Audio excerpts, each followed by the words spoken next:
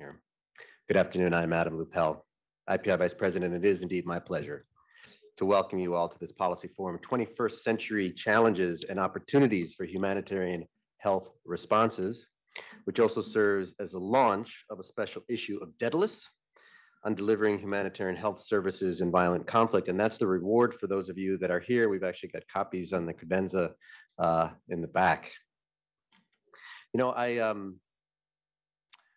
I've never been an aspiring actor or a filmmaker, but I think all of us at some point have had that fantasy of standing in front of an audience and thanking the Academy. And so while our partner for this event is not the Academy that gives out the Academy Awards, allow me, this might be the closest I ever get, I'd like to thank the Academy.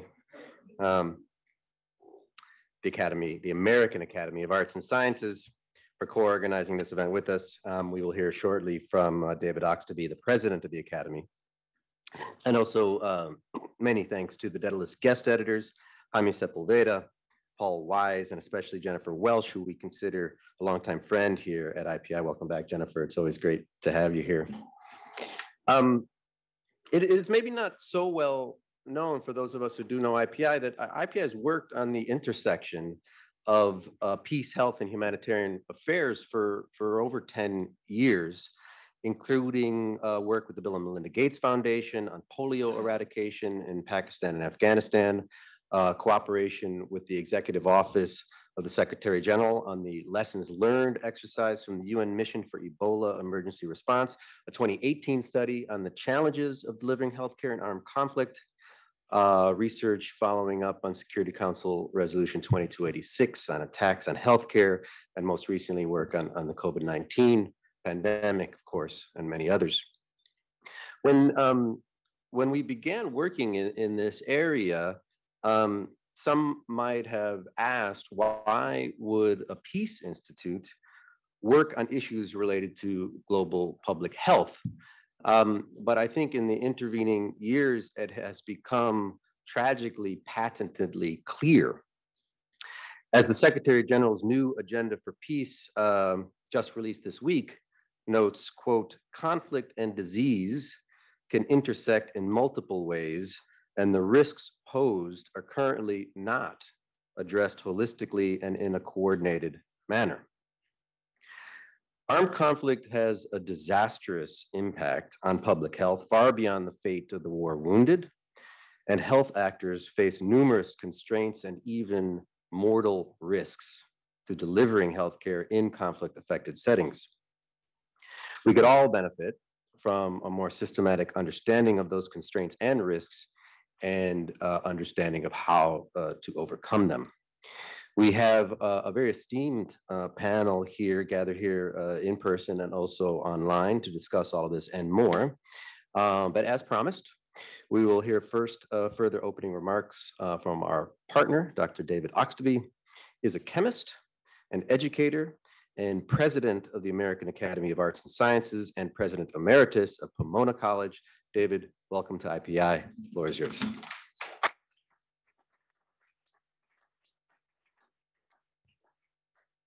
Thank you, Adam. Good afternoon. It's a real pleasure to be here, and I'm delighted to have this event at the International Peace Institute and for my colleagues to join you here. The American Academy of Arts and Sciences is an honorary society and policy research institute founded in 1780. As a nonpartisan, independent policy center, we draw on our network of Academy members and experts to offer insights into some of the most pressing challenges facing the nation and the world. Our current Academy project, titled Rethinking the Humanitarian Health Response to Violent Conflict, was led by Jaime Sepulveda, Jennifer Welsh, and Paul Wise. It's been a multi-year initiative engaging political scientists, legal and security experts, health professionals, humanitarians, and even artists to help define new strategies for the provision of essential health services in areas of violent conflict. This work is part of the larger portfolio of our Global Security and International Affairs program. The Global Security program staff, all three of them here in front, are in attendance and are happy to discuss our broader work. The Humanitarian Health Project has produced a series of standalone research papers, and in May, our 3 project co-chairs edited and released a special issue of Daedalus, which is the Academy's open access journal on the topic of humanitarian health care in conflict settings. Today, we are joined by 2 of our project co-chairs, Jennifer Welsh and Paul Wise, 2 Daedalus contributors, Fuad and David Miliband, as well as Dirk Druitt, who authored one of the project's research papers. All of these publications can be found on the Academy's website, www.amacad.org. Finally, as we begin this panel on the grave challenges and opportunities faced by humanitarian health providers, it's my great pleasure to thank the 5 project contributors before us and to hand it over to our moderator, the Director of Research and Head of IPI's Brian Urquhart Center for Peace Operations, Jenna Russo. Jenna. Thank you so much. Good afternoon, Excellencies, esteemed guests, and colleagues to this event today on 21st century challenges and opportunities for humanitarian health responses. My name is Jenna Russo. I'm the Director of Research here at IPI, and I have the pleasure of moderating today's event. The purpose of our time here today is to discuss how modern day conflict dynamics affect the delivery of humanitarian health responses and to talk about what can be done to mitigate some of these obstacles. This event, as was mentioned, also serves to launch the newly released edition of Daedalus on delivering humanitarian health services in violent conflicts, which includes contributions from some of our panelists here today. It's no secret that our world is facing many challenges, including flagrant violations of international humanitarian and human rights laws and norms, climate change, increasing movements of people, and geopolitical tensions that have had massive spillover effects on every corner of the globe. Within that setting, the number of those in need is growing, and it is imperative that we consider how to better deliver humanitarian services, including health services, to those affected. So to that end, I'm very happy to welcome today our esteemed panel of speakers who will share their insights and research on this topic. And before turning to them for their opening interventions, I'll provide brief introductions. All of our panelists have an incredible wealth of experience, so I hope you will all permit me to read only abbreviated versions of your biographies. First, we have David Miliband, who has served as serving as President and Chief Executive Officer of the International Rescue Committee since 2013. He is a leading advocate for refugees and a leader in responses to global humanitarian and human rights crises. He also previously served as a Secretary of State for Foreign Affairs and Secretary of State for the Environment in the United Kingdom. Next, we have Jennifer Welsh, who is the Canada 150 Research Chair in Global Governance and Security at McGill University. She previously served as Special Advisor to the UN Secretary General on the responsibility to protect. Jennifer is the author of numerous books and articles, including on humanitarian intervention, the evolution of the notion of the responsibility to protect, the UN Security Council, and Canadian foreign policy, among many other things. Next, we have Fuad joining us virtually today. Fuad is an associate professor of public health practice in the Epidemiology and Population Health Department and the Faculty of Health Sciences and co-director of the Refugees Health Program at the Global Health Institute at American University of Beirut. His current research focuses on forced displacement, chronic diseases in humanitarian settings, and health systems in conflict contexts, including a focus on the Syrian crisis. And then finally, we have Dirk Druitt also joining us online today. Dirk is a researcher, policy advisor, and strategist with more than a decade of experience in the international peace and security pillar of the United Nations. He is a research affiliate at McGill University's Center for International Peace and Security Studies, where he leads a research initiative on intelligence, surveillance, and multilateral cooperation. He's also served with UN field operations in the Democratic Republic of the Congo, Afghanistan, and Rwanda. So as you can see, we have a wealth of experience today on our panel. And to start off our time today, I'll ask each panelist to provide their opening interventions, and then we'll have time for Q&A with the audience. We're also able to take questions from our online audience. So if you are joining us online today, please feel free to add your questions and comments in the chat. And of course, we will also take interventions from our audience here in the room. So David, I'd like to start with you. And if you could help set the scene in terms of some of the political and conflict trends you see and how that is affecting the delivery of humanitarian health services. Thanks very much, Jenna. Good afternoon, everyone. Nice to be with you in person and online. Thanks to Adam from the International Peace Institute and for President Oxley from the American Academy. I'm honored to be a member of the American Academy. It's very broad-minded of you to allow foreigners to be a member of the American Academy. I'm happy to paint rather the broad brushstrokes of the big picture. Yeah. I want to start with a bit of geopolitics and then set the stage for the discussion of health and humanitarian crises coming up. And it seems to me that there are two major trends in global politics that we need to understand if we're then to go to the next level down, if we click down 1, 2, 3 levels to issues of humanitarian action and health action. Trend one is, I think, the product of growing global interdependence. And that trend is rising global risks. Those risks are pandemic risks, but also obviously climate risks. But I would add nuclear risks, which is something the American Academy is on work on, and economic risks.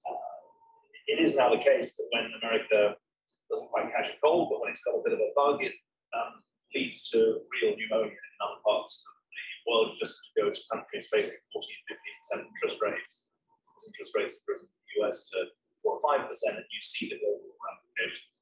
So trend one, growing global risks in a hyper-connected world. Secondly, a trend which exacerbates those risks, and that is political, geopolitical fragmentation. And the new national security strategy of the United States starts by saying something extraordinary. It says the unipolar world of the post-Cold War era is over. It says it in stark terms. My suggestion to you is that we shouldn't think of a G2 world, an America-China world, or even a multipolar world.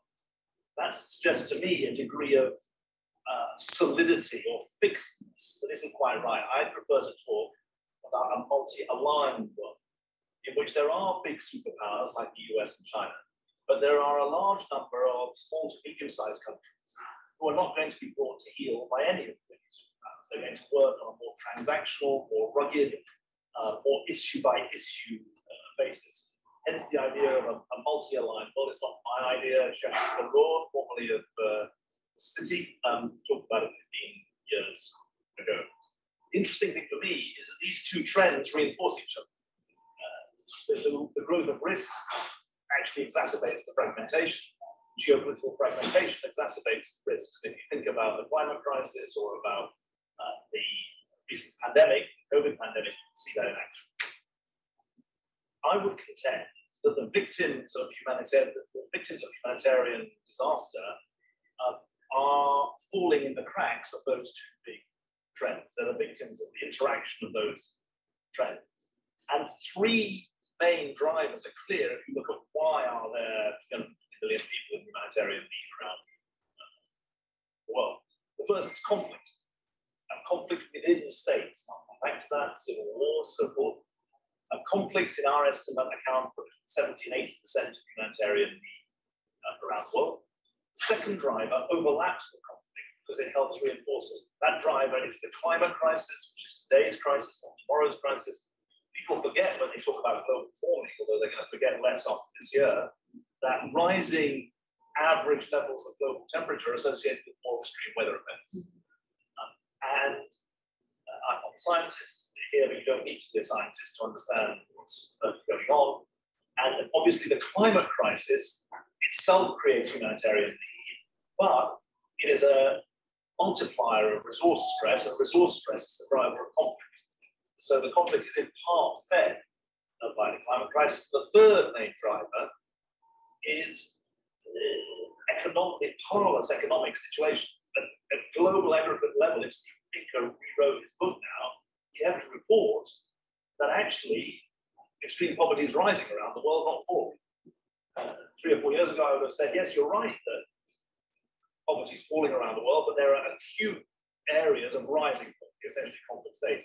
Now, you've seen an upturn. It remains the case that conflict is the main driver. So those are the three main drivers that we see. I'm lucky enough to head the International Rescue Committee. We're an organization solely focused on people whose lives are shattered by conflict and disaster. We work in about 40 countries.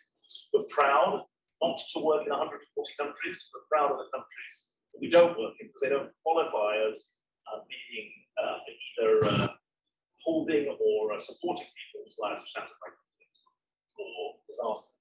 And I just want to throw some numbers at you because I think that's part of the scene setting. There are 54 civil wars going on around the world at the moment, at least 8 of them. More than 1,000 battlefield deaths, which the Stockholm Peace Institute describes as a high level of conflict. Those 54 civil wars, to say the obvious, don't include Ukraine, because that is a war between states, not a war within states. There are 110 million refugees and displaced people in the main fleeing from those wars. About 65 million are internally displaced, about 45 million are refugees and asylum seekers, the difference being that refugees and asylum seekers cross a national border, internally displaced within their own countries. The main exporters of displacement are the obvious ones: Syria, Afghanistan, Ukraine, Venezuela, Bangladesh, Myanmar, but obviously there are historic refugee populations, notably Palestinians as well. So 110 million people who are refugees or internally displaced. And then I just want to come back to that 350 million figure, 350 million people food insecure. That is 3 times the level of 3 years ago. So the combination of COVID plus some climate elements plus the economic drivers causing mayhem around the world. I just want to do one other figure, which I think is interesting. We publish every December our emergency watch list, available for foot jobs and from the IRC website at rescue.org. And that figure of 350 million can seem like Mount Everest it's daunting. But it's striking to me that the 20 countries in the IRC's emergency watch list, which is based on 87 different statistical indicators of humanitarian need, those 20 countries, which account for 13% of the world's population, account for 89% of those people in humanitarian need on kind of time. So this is a broad problem, but it's also quite a concentrated problem. Last couple of minutes. I want you to, as we go through the discussion, I think it's important to have 3 split screens in your head. Split screen number 1 is between, on the one hand, protracted conflict, and on the other hand, diplomatic tools that are ill-suited for sorting out wars within the states. All of the diplomatic tools that I used to use were fashioned by my predecessors to deal with relations between states, not relations within states. Mm-hmm. And the truth about protracted conflict today is that the most likely outcome of a civil war, this isn't my phrase, I think it's Paul Collier originally said it, the most likely outcome of a civil war is further conflict. And one reason for that is that the tools of diplomacy are not well tuned to addressing the causes of civil wars, and they're not well tuned to resolving civil wars. One example of that, issues of sovereignty are now used as a shield against accountability within civil wars. So there's a real split screen mismatch there. Second split screen, one side of the screen is rich countries complaining about their quote unquote refugee crisis. You open any newspaper, you read any politician's speech, and they're complaining about a refugee crisis. This would produce a hollow laugh from the countries in who are poor countries or lower middle income countries, because 80% of the world's refugees are in poor or lower middle income countries, not in rich countries. Mm-hmm. And so the split screen I want you to have is, on the one hand, American or European media headlines about a refugee crisis, and a reality that the top refugee hosting states are actually poor or lower middle income countries. Third split screen is Ukraine versus the rest. Ukraine is different because it's a war between states, not a war within a state. But split screen also because it's the best organized, best funded humanitarian response that there is in the rest of the world. That's partly a function of the ongoing work of the Ukrainian government. the IRC is operating right in the east of Ukraine, close to the conflict lines.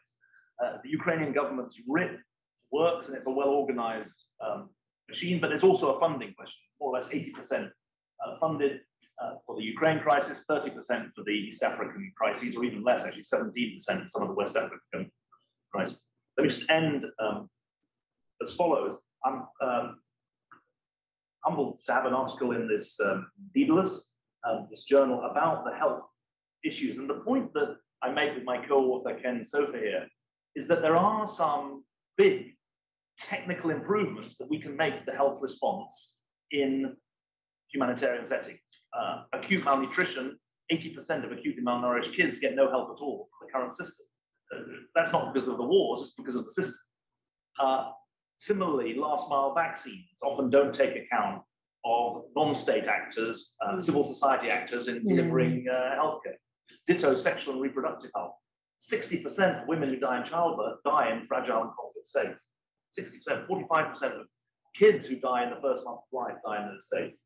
There are health answers to those questions, but there's bigger geopolitics if you want to really address public health and health in general in conflicts. Extreme access constraints that we describe in our article as representing a case of system failure, and that requires organizations like ours, while fulfilling our humanitarian mission to be independent, impartial, neutral, and independent, to speak truth, to power about the war crimes that are taking place in the denial of humanitarian access in so many parts of the world. So we've got a very narrow path to tread in trying to address some of these issues, on the one hand at a technical level, while speaking about the bigger global political issues. Thanks very much indeed. Thank you so much, David, for that. Really interesting to hear about this frame of the multi-aligned world, which has been coming up across so many of the different issues that we've been discussing here at IPI and in this community. And also really, I'm hoping to come back to you a little bit about some of these tools you're talking about that are maybe not functioning as well as they could be based on the nature of the conflicts that we're seeing. Jennifer, I'd like to turn to you next.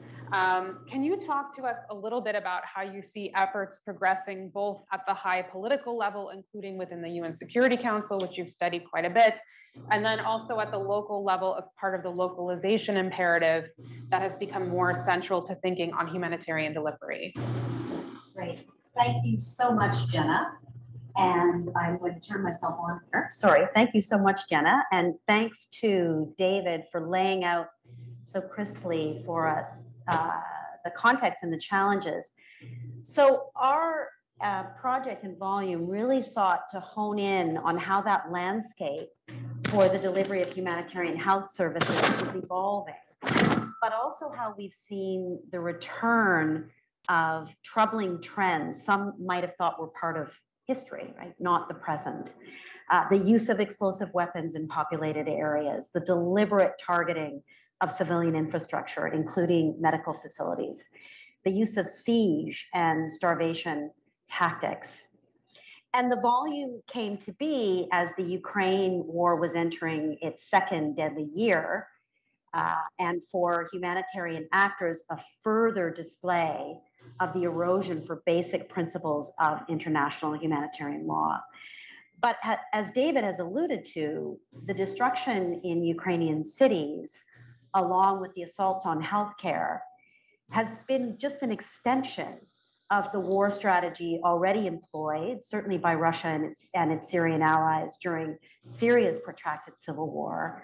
I remember very well in 2016, as Aleppo was being attacked, UN Secretary General at that time, Ban Ki-moon, describing Aleppo as a synonym for hell. And moreover, whereas the conflict that's being waged in Ukraine has attracted this attention that David's described, we know there are many crises unfolding outside of the glare of the spotlight. We can think of the crisis facing the Tigray region of Ethiopia, or the ongoing crisis in Venezuela. But all these snapshots of conflict that we've been discussing so far also help to shine a light on the real strain being placed on traditional humanitarian strategies and actors, particularly on the delivery of health responses. And I know we'll hear more about that from Fuad in particular. We've tended to root this response in international humanitarian law and norms. But as we know, warring parties are routinely dismissing or overriding that normative framework. Added to that, I'm going to put more trends on the table in addition to David's. We have really worrying rollback in political commitments to upholding humanitarian principles, but also the ongoing impact of counterterrorism policies developed by governments and international organizations that constrain what humanitarian actors can do. And then there are challenges more specific to the humanitarian health field that we focus on. This imperative to foster local ownership, the need to consider the impact of digital technology and data in caring for victims of violent conflict, and the immediate and longer term effects of infectious disease in conflict zones. COVID reminded of this problem, but certainly wasn't the first example. So what I want to do in my remaining time is reflect a bit more on two efforts that are kind of along a spectrum of approaches to making humanitarian health more effective. The first we might call the high level, as Jenna described it, the ongoing efforts in the Security Council to give effect to Resolution 2286 on attacks on healthcare. And then the second, at the more micro level, efforts to give effect to the imperative that was outlined at the World Humanitarian Summit to localize humanitarian assistance. And these are covered in more detail in DDLIS. So 7 years ago, we had the unanimous adoption of Resolution 2286. And it's important to remember that it wasn't designed to create new law. It was designed simply to remind powerfully warring parties to comply with the obligations they already had to prevent and address attacks on healthcare. And there have been really important data gathering techniques that have developed in the wake of the resolution to try to help us understand how we're doing. Some member states have taken concrete efforts at implementation, but what you see from the annual reports of the UN Secretary General on Protection of Civilians is that most of the work has still been focused on debate and advocacy. The establishment of a group of friends, the French-sponsored declaration on protection of medical and humanitarian personnel, much less on really bringing effect to measures to prevent and address violence and attacks. Moreover, and I think this is really important, is that it's NGOs that have been in the lead in taking the issue forward. These are not the actors that are engaged in the conduct of war today. I think also notable here is that the Security Council hasn't used mechanisms already at its disposal to prevent attacks on healthcare and enforce protections of healthcare. Whether we think of a formal process for monitoring and reporting, tools for encouraging implementation or sanctioning non-compliance, such as sanctions regimes or commissions of inquiry. And the Security Council has not considered the option of focusing more attention on this issue by appointing a special representative on the protection of healthcare. So states themselves, I think, as well, have been really reticent to report on the steps that they are taking. I think really tellingly, in the run-up to the 2021 report of the SG, only 14 out of 193 states responded to a survey on measures they're taking to implement their obligations. So I think this raises a question, and David was alluding to some of this in our discussions in the run-up to our presentation today about the value or potential of high-level diplomacy of this kind as a response to pressing issues of humanitarian concern, particularly in a global context that's so polarized. So this then leads me to my second and last set of comments about the need to truly operationalize commitments to localize humanitarian health delivery and better support local actors in a leadership role. So we have two essays in the volume that address this. The first, by Amanda Murdy and Morgan Barney, reports on a survey of over 1,000 public health NGOs to argue that international health NGOs might be uniquely well positioned to actually operationalize this commitment to localization than other NGOs currently are, potentially by allowing for more local decision making. But the authors also show that we continue to really lack data to help us assess whether and how localization could work in the humanitarian health sector. And we need much more public opinion research on how local populations themselves think about health NGOs and whether they see a way forward that empowers local actors. The second contribution, which is by Dima Tukan, on women-led organizations in Jordan who are seeking to provide health responses to gender-based violence, argues that while the rationale for localizing humanitarian health responses is really well established rhetorically, there needs to be much greater intentionality in translating that into practice.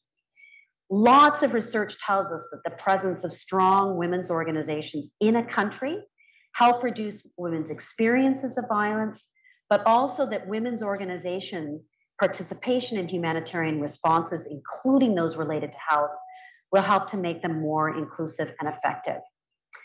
And I think you'll find in consulting her piece in particular, which focuses on Jordan, that the kind of work that she and others are doing are really drawing attention to the need for more energy and intentionality to bring localization commitments in the grand bargain of 2016 into realities in the field, and to better define the respective roles of international and local actors, and also to build their capacity in a way that fosters true partnership as opposed to just support for one-off individual projects. And perhaps this is something we can come back to. Yeah. Thanks, Jenna. Absolutely. Thank you so much for that, Jennifer, and for reminding of some of those tools that already exist that could be further enhanced.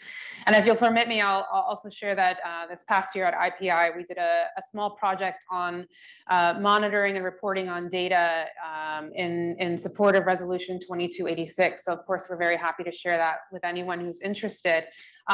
Before I turn to Fouad, I'm just going to ask if someone from our team can check. It looks like I'm not connected to our Zoom meeting, and I want to be able to catch everyone's questions. So thank you.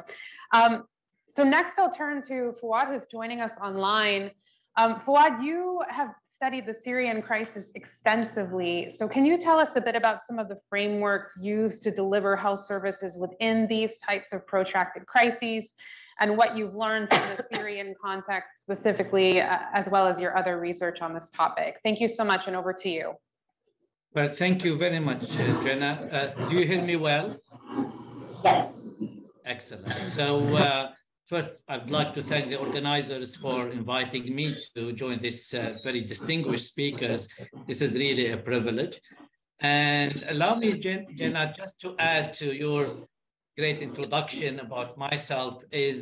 I'm here also in my capacity as the chair of Port Displacement Program in the Middle East. This is a program funded by IDRC. So I want to mention that, here.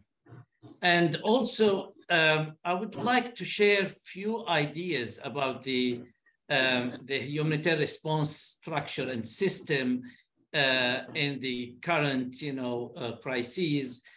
First, as an academician working in this field since at least 2 decades, and second, as a displaced person myself, leaving. I'm Syrian. I from the city of Hell, from Aleppo. I left the country 10 years ago, and I can say I have this, experience of how the, not just the issue of health system actually functions in such a sort of crises, but how also attacking health system was a sort of strategy, and as one day described it, as sort of weapons against population health. But allow me here to come back to the issue of the humanitarian response system. So as you may know, the current strategy to deliver humanitarian health services is still controlled by and shaped by the WHO health system building blocks, the six famous building blocks framework. Unfortunately, this is not functioning well, in the face of the diverse nature of shocks that we, face it now, very protracted, with the massive movement of population in a very short time, overlapped, and mainly beyond health services, with a lot of political, implications, legality, and all these issues. Second, that this health system in such a sort of crisis often described as being defined by political and geographical boundaries. And this means that the main target population of the health system in general, or the users of the health systems are mainly citizens. And I put citizens in brackets, here. So those that have the rights to demand accountability for government provision and oversight of health services. However, this framing lacks an explicit acknowledgement of how those rights may diverge from that of the non-citizens living within or moving through the jurisdiction, ignoring the dynamic flow of people and the needs that arise because of such mobility. And that's it. Here is the problem.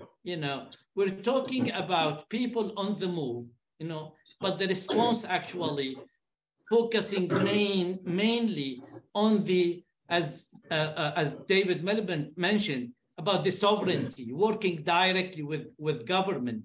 And unfortunately, such a sort of response creates a sort of parallel system, a parallel health system. And I will bring here, my experience working in the region and in Lebanon specifically, that serve, Syrian refugees in addition to other refugees.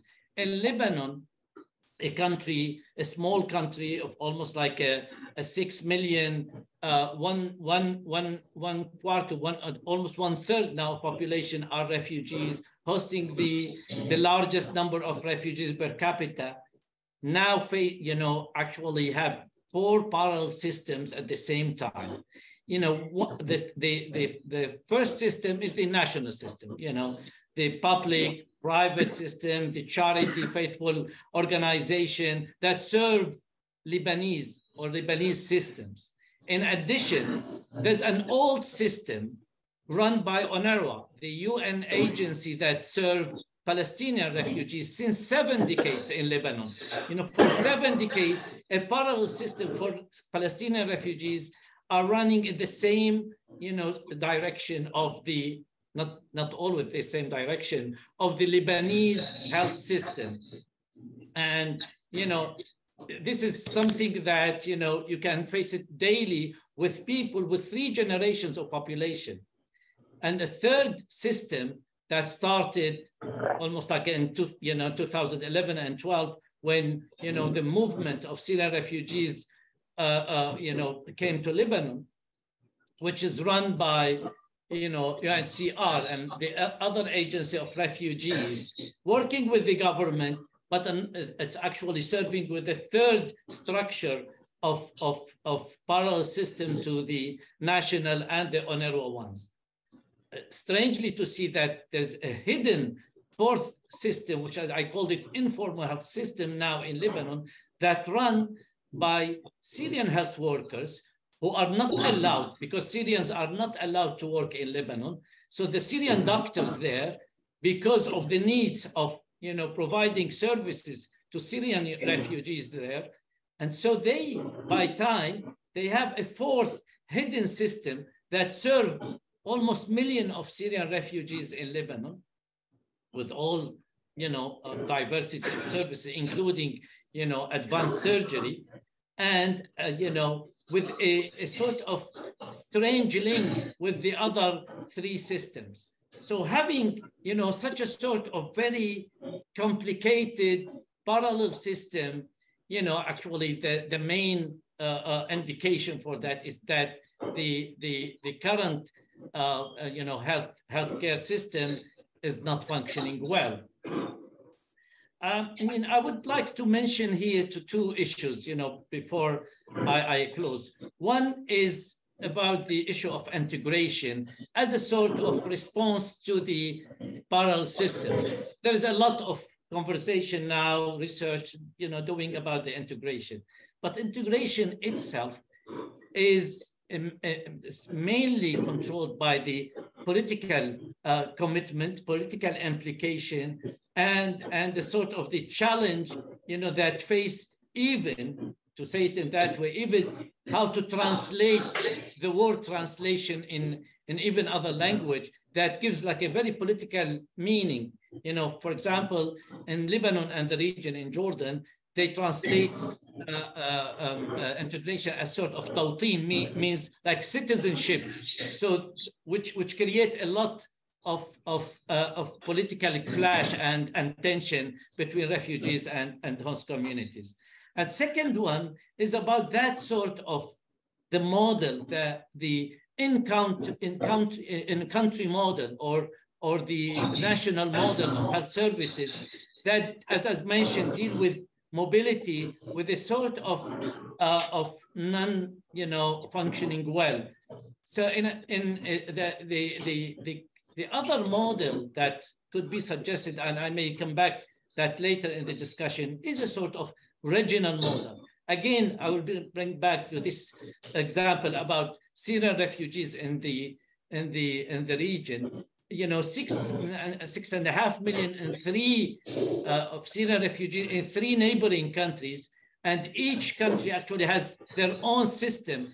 But unfortunately, many people sometimes move between these countries to seek services, but they move illegally, which is also another burden on the systems and refugees. I would like to end here saying that addressing the health needs of people on the move really require rethinking the fluidity of the health system and the importance to expand that sort of the scope of this framework, if not just the scope, if not the paradigm of the current health system framework, and suggesting maybe something that could be seen as health system, beyond borders. I will stop here and thank you very much. Thank you so much, Fouad, for that. And during the discussion so far, I'm struck how many of the challenges facing humanitarian health delivery are some of the same challenges that are affecting our responses across the board. The need to think about how to have more integrated responses as opposed to parallel systems, people on the move, regional responses.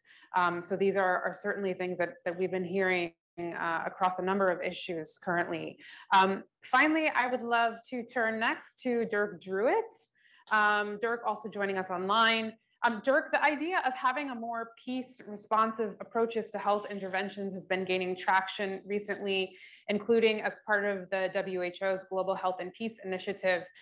Can you talk to us a bit more about what is included in this and some of the challenges and dilemmas that come as part of trying to connect health and peace? Over to you, Dirk. Yeah, thanks so much, Jenna. Really is an honor to be here, part of this discussion alongside such eminent panelists. Can you hear me okay? Yes. Okay, great. Thanks so much to you and Adam and IPI generally for the invitation to attend, and also to David Oxtoby, to Jennifer Welsh, and to the American Academy's Peace and Security team for involving me in a really important discussion. So as Jenna rightly said, in the wake of now the COVID-19 pandemic, but also a number of emergency health responses in difficult situations, the international community is increasingly thinking about strategies for delivering emergency health responses in conflict settings. And as you alluded to, Jenna, First among these is the WHO's Global Health and Peace Initiative, which recently, this May, in fact, received tentative endorsement from the World Health Assembly, and which aims to support WHO offices on the ground in implementing responses that are conflict sensitive, and even in some cases that aim to have peace-building dividends by, for example, leveraging healthcare as a space for trust building across conflicting communities. Now, given the realities of where health emergencies are likely to take place in the future, as Mr. Miliband pointed out, adapting emergency health and humanitarian responses to operating conditions found in conflict situations is absolutely critical to helping the most vulnerable and indeed to global health security. And WHO should be lauded for those efforts. At the same time, very little is known about what it means in operational terms for the international community to take a more conflict-informed approach to emergency health responses in situations of violent armed conflict. And really only cursory thought so far has been given to how this new approach and how this global health for peace initiative might interact with the tools, the assumptions, and the strategies of the international peace and security architecture and the broader humanitarian system. And so in that context, I wanted to share a few thoughts on some of the challenges and dilemmas that this type of emergency health intervention is likely to encounter as it rolls out around the world. Many of which are, and you alluded to this also, Jenna, are more traditionally associated with the international peace and security architecture. And this will be, I should mention, the subject of a forthcoming report that will be released later this year by IPI. And so as the Global Health for Peace initiative begins to be rolled out in conflict settings around the world, I think it's critical that we take this moment to reflect on some of these dilemmas and to help international health actors think through strategies to address them. And indeed, echoing what Adam said at the start, IPI is in fact actually very, very well placed to do that. In view of time, I wanted to offer just two areas of thought where I think in particular the operationalization of conflict sensitive and even peace responsive health interventions will need to think through in the coming months and years. First is the question of national ownership, and in particular, how to manage the relationship with host governments when those governments are a party to the conflict, and especially when the state is actively in conflict with the communities in which emergency health responses are being delivered. This question was the case, for example, during the Ebola crisis in Eastern DRC in 2018, when in an endeavor to learn the lessons from its work in the West Africa Ebola crisis, and in view of the imperative of localization that Jennifer mentioned, health actors, including WHO, but also more fiercely independent actors like Médecins Sans Frontières, placed the government directly at the center of the response and relied on it for the delivery of many emergency public health activities, such as contact tracing, but also for security. And in doing so, the response brought the Congolese government and security services all the way from Kinshasa across to the Kivus and to Ituri, into communities where they were seen as foreigners that had traditionally preyed upon these local communities. And so it wasn't surprising then that both the national and the international health response became immediately intertwined with the conflict, with disastrous consequences for the conflict itself, for the health response, and for the security of health workers. Now, of course, the failure to properly understand these dynamics is precisely what the WHO initiative is intended to address. But to do so definitively, I think WHO will need to think about how it manages its dual roles as a development actor and as a humanitarian actor. WHO, of course, has a long history of working directly through national ministries of health, but as it works more actively within conflict systems, I think it's going to need to think very carefully about how it positions emergency health responses. Related to that, a second issue is the question of political leadership, by which I mean the diplomatic and management roles responsible for negotiating the strategic positioning of emergency health responses within a country's political economy, within the ecosystem of conflict actors, and within the international community on issues such as the security of health workers and negotiation of access to affected communities. And we've seen a few different approaches to this question over the years, including that taken by Stefan de Mistura and Jan Egeland in Syria amid unprecedented levels of politicization of humanitarian and health aid, but with real questions as to whether this approach reduced or further exacerbated the instrumentalization of healthcare by conflict parties. We saw a differing approach in DRC during Ebola, when MONUSCO Deputy Head of Mission David Gressley was appointed as the UN's emergency response coordinator to fill that gap in political leadership. But this move hardly strengthened the distinction between health and peace and security responses.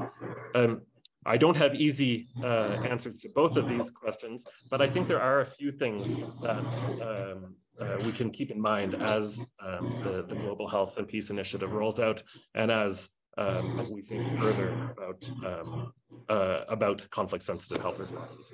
First, clearly, I think we can't assume that medical assistance is going to be viewed as a public good in conflict situations where health services and national health systems have in many cases for years been associated with the conflict and tied up in conflict dynamics.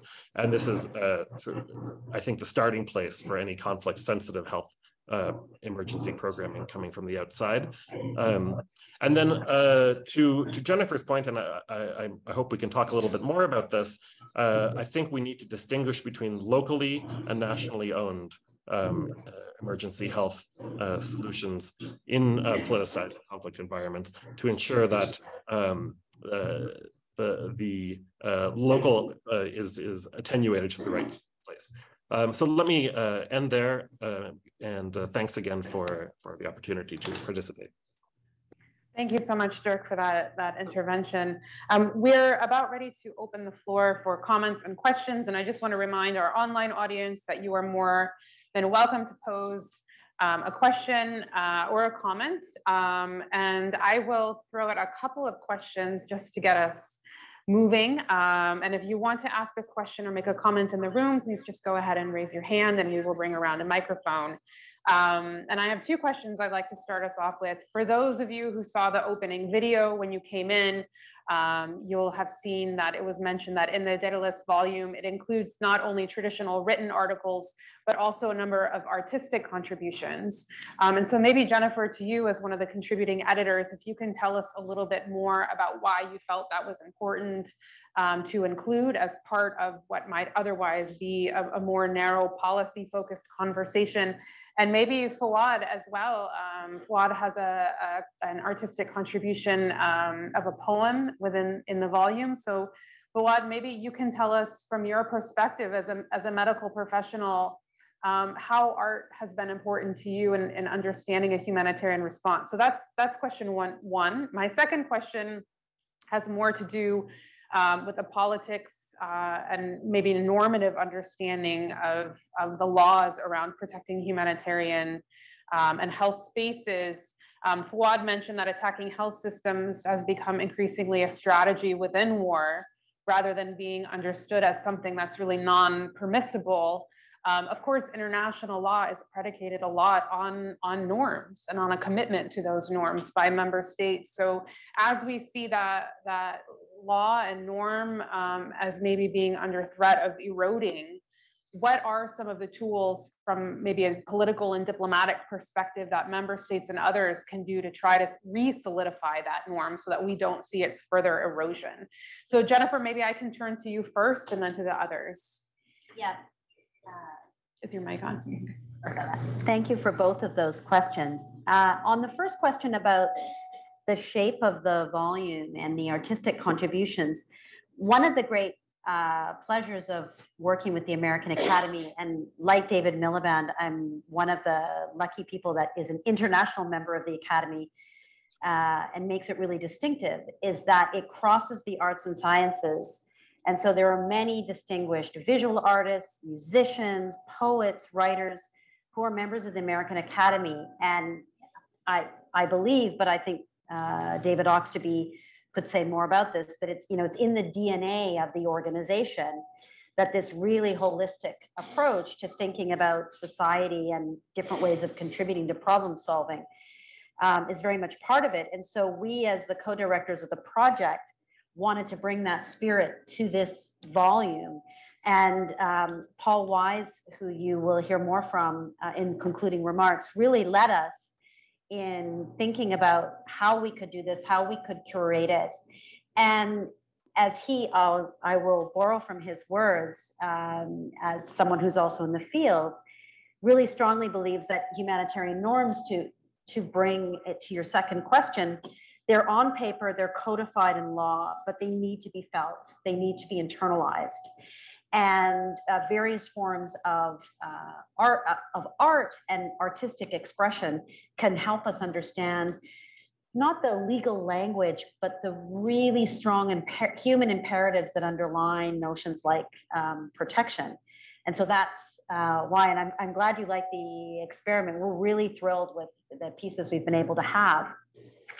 On the point about the law and norms, what you also see in the volume, and I think Lawrence Friedman makes this point extremely, I would almost say fiercely, is that we're seeing two main forms of warfare in the contemporary world.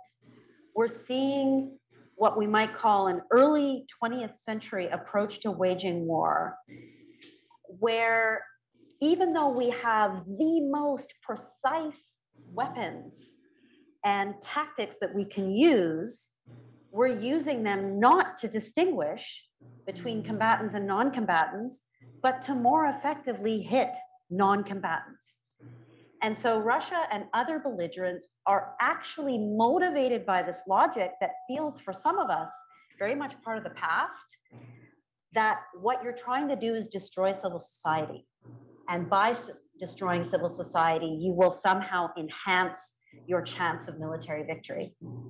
Against that form of warfare is the form of warfare that's kind of part of the revolution in military affairs, which is about, you know, winning wars by being more professional, having better intelligence, better strategy, being smarter, being disciplined. And we see kind of by proxy, Ukraine fighting that type of war.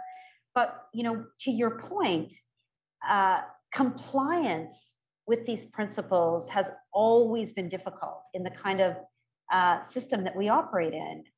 I remain somewhat traditional in my view that we have to use the very particular kind of enforcement and accountability mechanisms that we have globally. They're not perfect, but we have to be willing to invest creatively in bringing some of those to the table, but also working the other way around with military establishments in a very micro way, so that it becomes part of routine practice to distinguish, to create mechanisms for trying to protect healthcare. None of these steps are perfect, but I think we have to work in both directions. Yeah. Thank you so much for that, Jennifer. Fouad, I wonder if I can turn to you, if you would mind giving us a short reflection on your poetry contribution and how your artistic involvement has been important to you as a humanitarian actor. Well, thank you. So it was really a big surprise, a big pleasant surprise to be invited to contribute with a poem to the Dateless. So I think that was, for me, is something to, you know, considering art also as a sort of a tool, you know, to address such a sort of a humanitarian need is very, very important. You know what, when I started writing since I was like a sort of teenager, so writing poetry. And early in my career, I was a surgeon, you know, a general surgeon, then a cancer surgeon. And I used to say, you know, if the poet, you know, should have a career, one day he should be a surgeon, because actually both can deal directly with the human being, and trying to understand the suffering, as a sort of an issue that people. And later, I actually, I acknowledge that when I was in Aleppo in the early days of the uprising, and when this very beginning was faced by an open fire, and start writing, reflecting on that, actually at the beginning, reflecting, by writing poetry more than writing, the health issues at that time, though I was, I engaged in addressing health, people's needs. But when I wrote a book called Once Upon a Time in Aleppo, actually reflecting on that. And I think it helped me a lot, at that time as a person, but also I was able, indirect through, poetry, to also understand, such a sort of not just brutality on one side, but how people could be also resilient on the other side. And years ago, just a month ago, I was in London. I was privileged to read at Keats' house, there. And it was amazing to see that feeling 12 years ago, people actually reflect on that, immediately. So for me, it's something very important, and I'm so happy that I contributed in such a sort of issues at the Daedalus. Just one issue, allow me to reflect on what Jennifer mentioned about, on a different note, about targeting, health facilities and the strategy behind that. I would remind you also, it wasn't only, this strategy that target health facilities.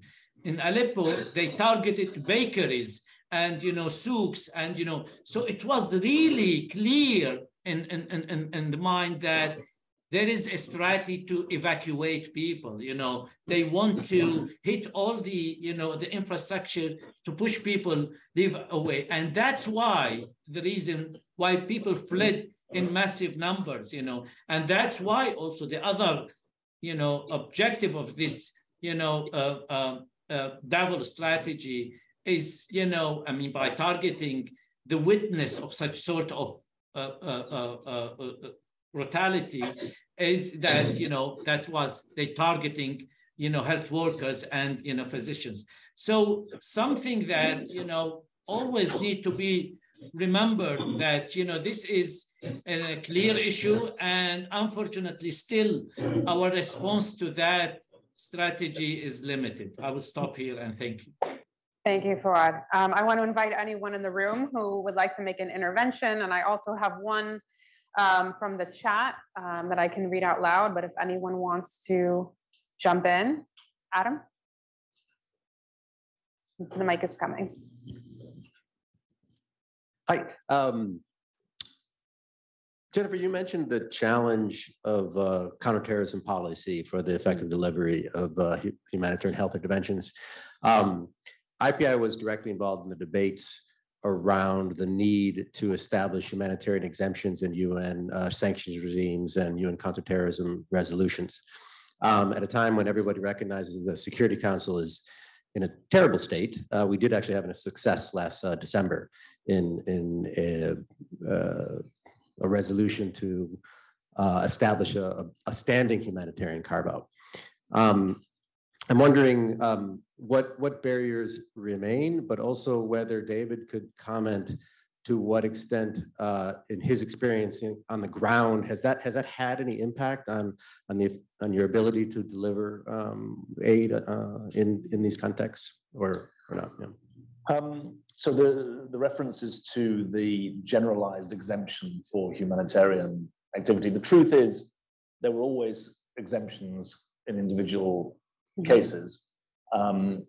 And so I don't think we've felt, I don't know whether Urji wants to shake her head and tell me that we have felt it, but I think that there's a generalized confidence without there being specific places where I could point to that it's made a difference. Can I just pick up, though, a couple of things? First of all, the professor referred very rightly to situations, an increasing number of them, where government presence compromises humanitarian delivery because they're a combatant in conflict. This is a massive issue. And I think it points to the need for more non-state-based, civil society-based mechanisms, not to do illegal things, but to uphold the UN Charter. I mean, there's an enormous confusion, I think, in a large part of the international system that because the United Nations includes the words nations in it, it only refers to the rights of nations. The whole point of the UN Charter is that for the first time in human history, there's a reference to human rights, not just states' rights. And it seems to me that there is a profound issue for many different parts of the international system to understand that their job is to uphold the UN Charter, not to uphold the rights of the nations that signed the UN Charter. And this applies in humanitarian situations of a health kind, but frankly, it also applies to the international financial institutions, whose 99% modus operandi is to work with states for understandable reasons. There are 3 exceptions in the case of the World Bank. They've worked in South Sudan, Yemen, and Afghanistan through civil society actors. That needs to become normal rather than exceptional. It's a very good example of localization. If localization is going to mean something, actually, this would be a rather impressive area where UN agencies, international bodies start recognizing that when they privilege the rights of states, they compromise the rights of citizens in conflict situations. Mr. Fuad Dr. Fuad can speak to that far better than I, but I think it's a really profound point. We know that the United Nations and UN agencies operate in countries with the consent of the governments, but if that becomes, if that ends up putting them over a barrel, then it's not a comfortable position to be in. While I've got the floor, can I just say a second thing? It seems to me that the artistic contributions to this journal point us towards a really important point. That is the universal nature of certain human values and emotions. I don't know if that was the intention of doing that. And in a world where localization is the buzz, there's a danger that we forget some of the universal rights, universal norms, universal aspirations that tie people together. Some communities are inclusive, empowering, and marvelous, but not all local communities are such. And if we're not careful, we're going to end up losing the insight about the universal values in the, in many ways, correct embrace of quote unquote local. Very interesting. Thank you for those comments. And certainly the need to figure out how the UN can be more truly people-centered, as it has been talking about for a long time, has been a big struggle, because it is a state-based organization, and those two things are often in friction with one another. And I think, again, we see that across multiple areas. I want to bring in actually a recommendation that we have from the chat, and maybe Dirk, I can pose this one to you first. So this says, as a former DSRG and SRSG in UNMI, which is Ethiopia and Eritrea, and then a UN-AU mediator in Darfur, I want to strongly recommend that humanitarian health responses play an even bigger role in peacekeeping and peacemaking, and benefit from a larger part of the budgets of these missions. So Dirk, maybe you're well placed to respond first to this one, given your background with both peacekeeping and also with DPPA. Can you talk about the role that humanitarian health has had in parts of these missions, and maybe some of the opportunities and challenges of increasing that? Sure. Thanks, Jenna. So a couple of thoughts. I think you mentioned that in your introduction that the challenges that emergency health responses are facing often look a lot like those that we see in other parts of the House, for example, in terms of integration.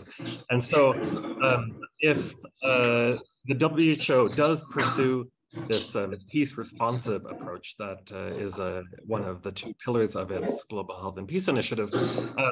I think it is really important that that work be done closely integrated with missions on the ground, be they peacekeeping operations or even just the UN's resident coordinator system, so that whatever sort of peace dividend is coming out of the health work is closely part of the core strategy.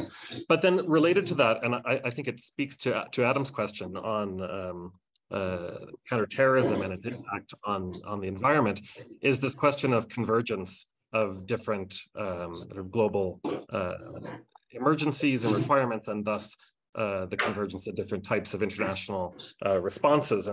And there's a real risk here, I think, that when counterterrorism concerns and interventions overlap with more peace-oriented, like peacekeeping or mediation activities overlap with health responses, that we risk losing the ring fence around personal sovereignty, the sort of centrality of medical care, and the sort of core, the almost spiritual nature of the doctor-patient relationship.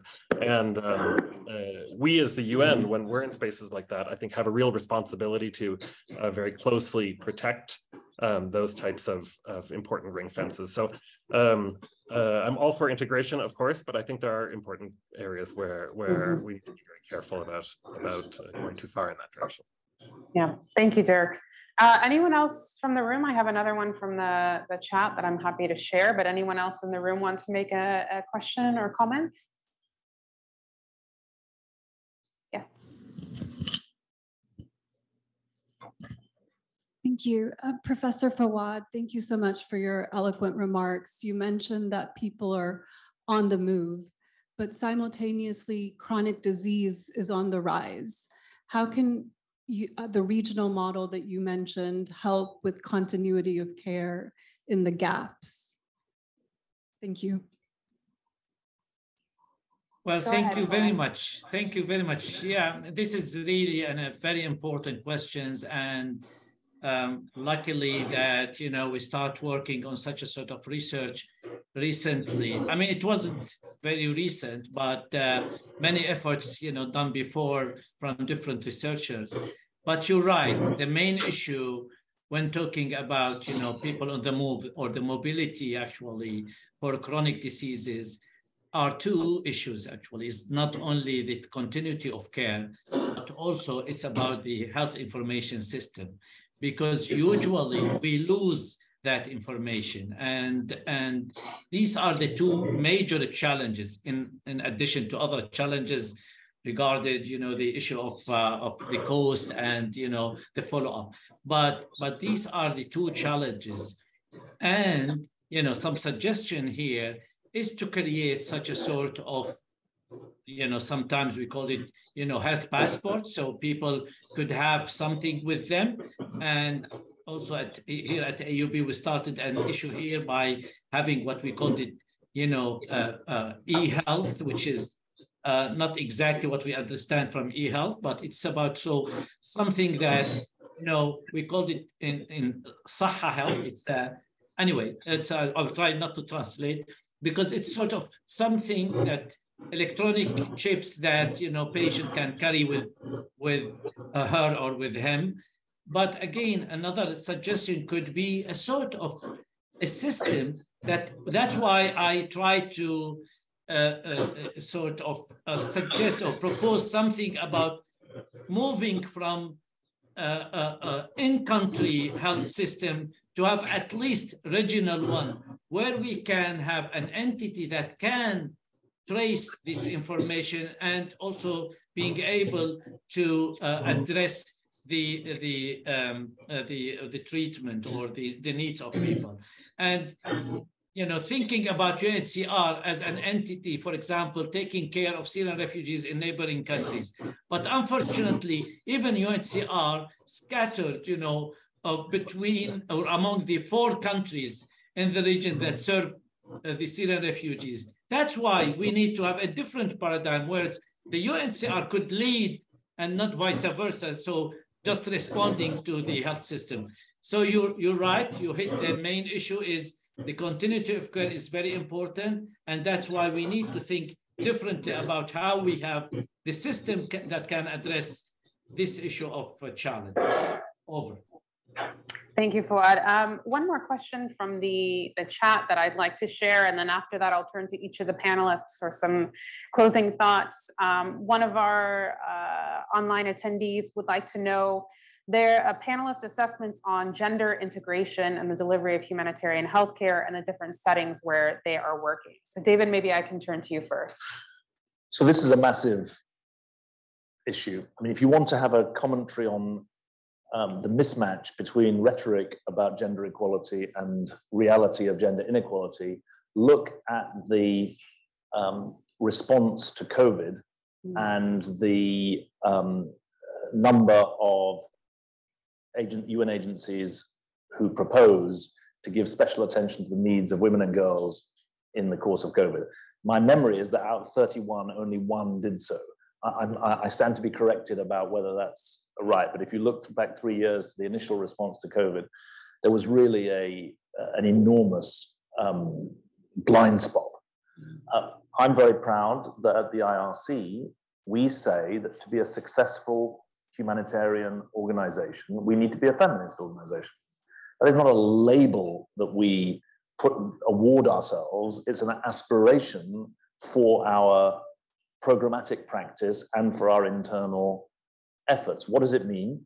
It means to us, and we've been very clear about this, it means to us, A, understanding the inequalities that women and girls face, women and girls as clients, women as employees.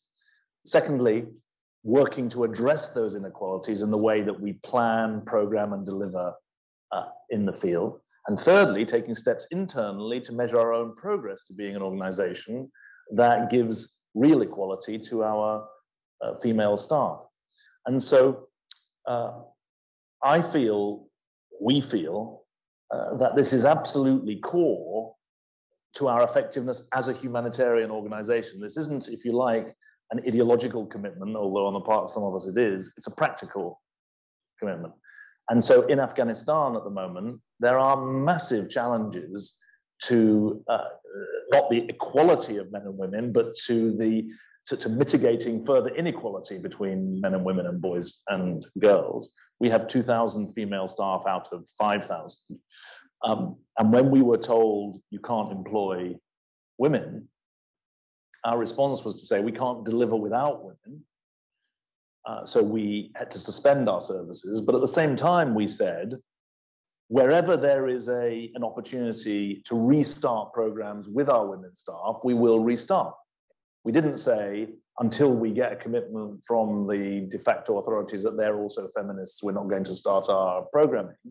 And so today, 85% of our programs have been restarted in Afghanistan, notably in health, but in other areas as well. And I tell that story because I think there is huge unfinished business here. I think you referred in your question to aggregate. Did you say about aggregation? Did you say something about aggregation, or in the question, aggregation of statistics? I mean, disaggregation of statistics is really important in our sector so that we see services for women, services for men, services for boys, services for girls. Is it properly understood? What are the barriers to access and to uptake? But then thirdly, I think there's something I've learned a lot about in the last 10 years. Our services, it's an obvious point probably to you, our services that tackle violence against women are much more powerful when they're allied to services to promote the economic independence of women. That's why we talk about women's protection and empowerment, not just tackling gender-based violence. So I think there's real scope here for breaking of silos, breaking of siloed thinking. Just another example, sorry to go on, but I think it's really important. Violence against women and violence against kids is treated very separately in the humanitarian sector, even though it stands to reason that there's a lot of co-occurrence of violence against women and violence against kids. And we've just done a study. The thing I'm most proud of at the IRC is that we're 3% of the humanitarian budget, but we're 30% of all impact evaluations in the humanitarian sector. This is a public good that we deliver. We've just done a study in DRC, which showed very high levels of co-occurrence, but also showed real benefit from tackling violence against women and violence against kids at the same time, for the obvious reason that much of the violence is being perpetrated by the same people in the household. And so I think that there's a screaming need for much more concerted activity in this area. It does need disaggregation, it needs understanding, and then it needs rigorous testing about what can do better. Great, thank you so much for that. I'm gonna give each of our panelists, if you don't mind, maybe just a minute or two on any concluding thoughts, in particular thinking about where we go next. Of course, the volume has been published, but this is just one step in a longer conversation. And all of you on our panel come from different organizational and professional perspectives. So from where you sit, where do you see this as going next? And Jennifer, I'd like to start with you if I can. Great question. I think for me, what we now need to do, there's a number of interesting perspectives in the volume that we didn't talk about today, including around data and others. And I think two directions are really important. One is to reflect much more specifically on the concrete dilemmas that emerge from some of these directions. So I really agree with David that localization, while being a very big imperative, also is very difficult and raises a number of dilemmas around how you do it in a way that truly empowers, really involves local actors in project design, but also maintains a commitment to certain principles and objectives. So that's one. But I think another piece of where we would like to go next is really thinking about how continued changes in the conduct of war, and particularly now that we're in an era of, what some would call peer-to-peer war or great power war, where we're beginning to think about the humanitarian implications of the return of that kind of conflict in terms of weapon systems, in terms of strategies, and what it means for humanitarian actors who have been really involved in a number of either civil wars or asymmetric conflicts. And so, we as a team have to think about what we would like to focus on going forward, but clearly this is an area that will need more thought going forward. Great, thank you. David, from the IRC perspective. 1 minute.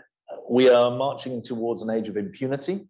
The US president often talks about this being an age of democracy versus autocracy. In international relations, it's an age of impunity versus accountability. And impunity is most evident in conflict zones. It's the abuse of power by militaries, but not only by militaries, over civilians. 70% of victims of war are civilians today. I commend to all of you the Atlas of Impunity. If you go to atlasofimpunity.com, this is a ranking of every country in the world on 5 indices of impunity: conflict, governance, human rights, environment, because we consider environmental damage to be an act of impunity, and economic exploitation. It's not published by the IRC, it's published by the Chicago Council on Foreign Relations and the Eurasia Group, but I chair the advisory board just in all transparency. And it produces a different global league table than if you just look at democracy versus autocracy. It's a much more rounded way of thinking about the challenges in the modern world that are both macro and micro. And the only answer to impunity, if you accept that it's a reflection of the abuse of power, is to build countervailing power. And that's why we talk about trying to restore guardrails that protect people's dignity and humanity in humanitarian crisis. Yeah, excellent, thank you. Fouad, over to you for closing thoughts.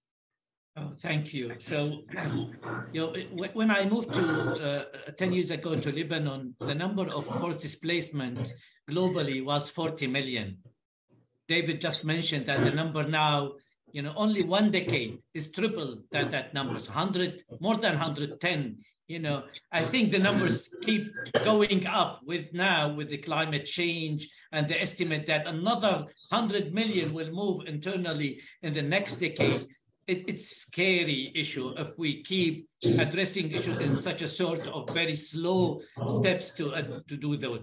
I think there's a need. I do agree about the localization, how to do that on a local level, but at the same time, there's a global commitment. There's a need, a huge need to address all these global issues with the global solidarity. And I think this is also on the other side, the flip of the coin, that without having this global commitment, we will keep having, climate change, wars, and, all that issues of disasters.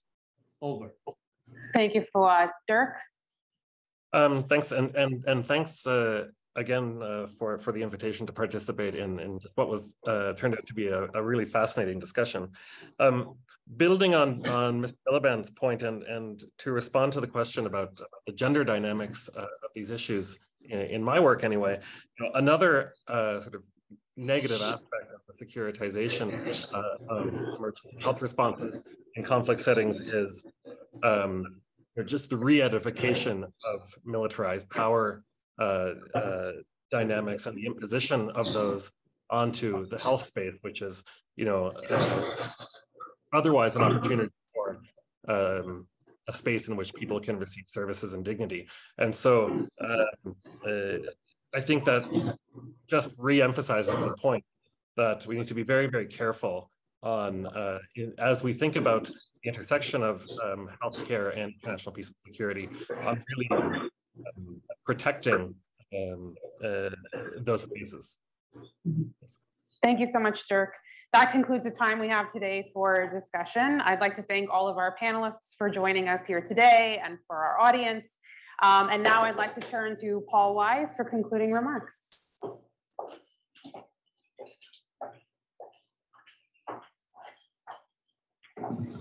Thanks so much, Jenna. I'm Paul Wise, a professor of pediatrics, health policy, and international studies at Stanford University, and relevant to the discussion today, I am the juvenile care monitor for the U.S. federal court overseeing the treatment of migrant children in U.S. immigration detention. I want to begin by thanking David and the American Academy, Adam, colleagues at IPI for this important event. I also want to thank critical people in putting all of this together, Melissa Chan, Michelle Pullen, and Jumaina Siddiqui from the American Academy. You've been critical all the way through. Thank you. I'm also a fellow of the American Academy of Arts and Sciences, but unlike Jennifer and David, I'm a regular old American fellow, but proud nevertheless of my membership in the group.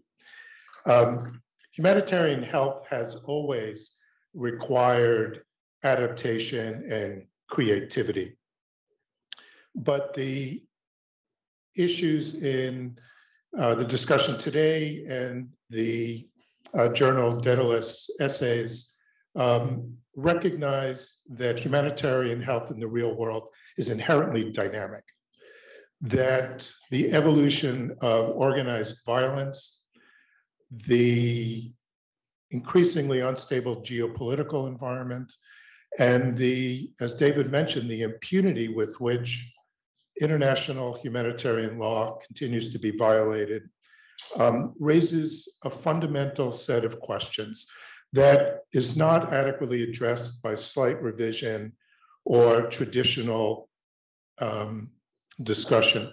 Rather, the issues, the essays in this issue, the discussion today underscore that what is needed is in fact a rethinking, a revisioning of humanitarian health, given these dynamic challenges, that it must affirm components of international health that require strengthening, but also revise and revise boldly those components that require immediate revision.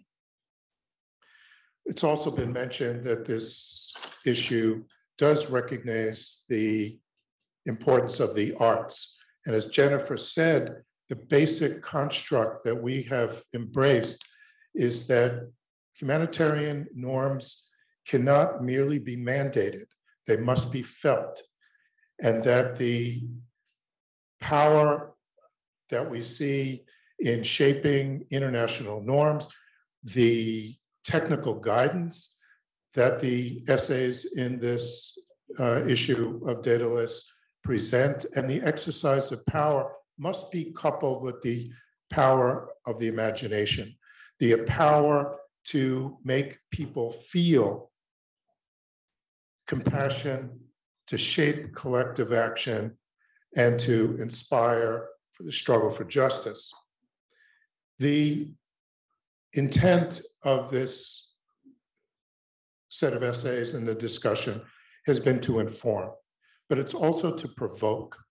That the objective here was not only to merely suggest there are a variety of different policy and pragmatic practices that may need changing, but to bring in new voices, to bring in and facilitate an ongoing debate capable of actually addressing these needs, capable of taking action to address the evolving humanitarian needs in some of the most violent, some of the poorest, but also most capable communities in the world. Thank you. Thank you so much, Paul. I want to thank everybody for joining us today in the room and online. We certainly encourage you to check out the volume. For those of you that are here, we have some copies in the back. Those of you joining us online, you can find it online. Thanks, everyone, and have a great day.